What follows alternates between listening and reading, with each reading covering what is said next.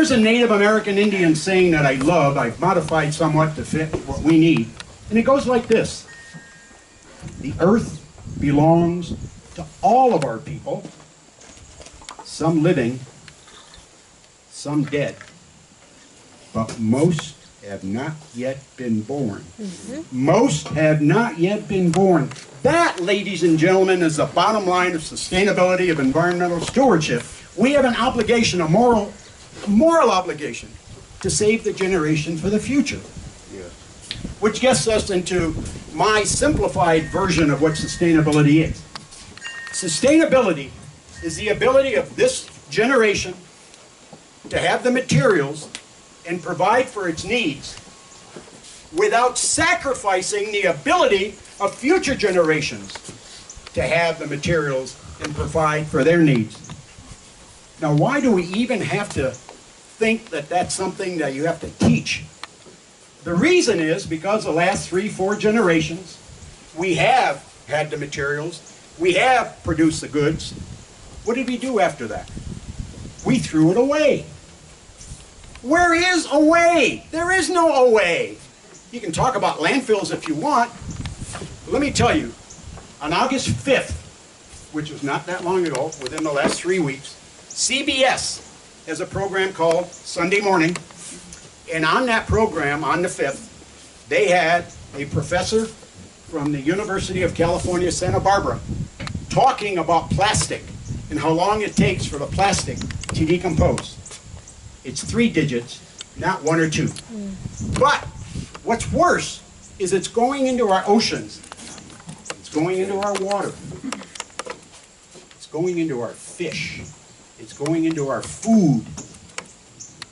It's going into our salt water. It's going into our drinking water.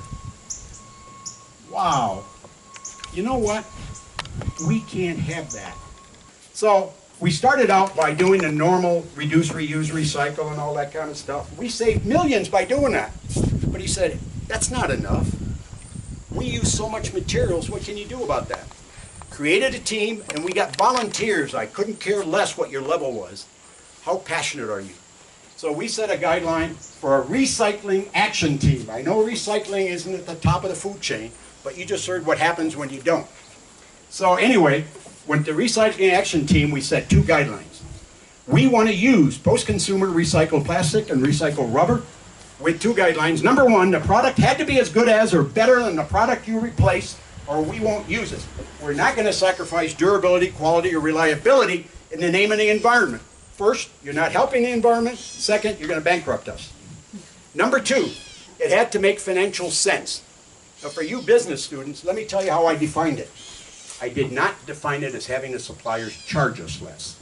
What I said was, make it make economic sense. Work with our engineers so you can find a way, whether it's process or other stuff, that makes the cost go down so you can make more money and we can make more money.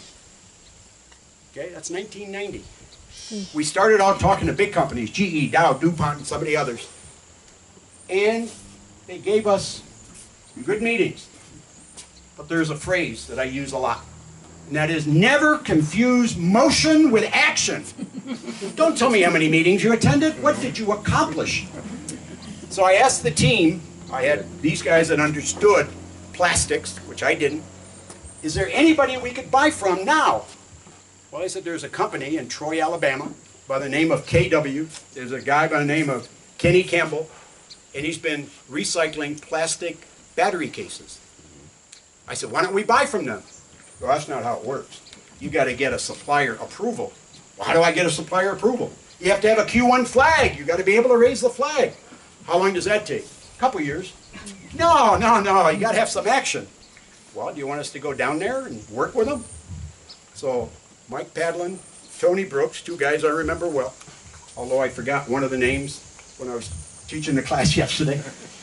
They went down there, and within 4 months, we raised the Q1 flag, gave them an order for millions of pounds.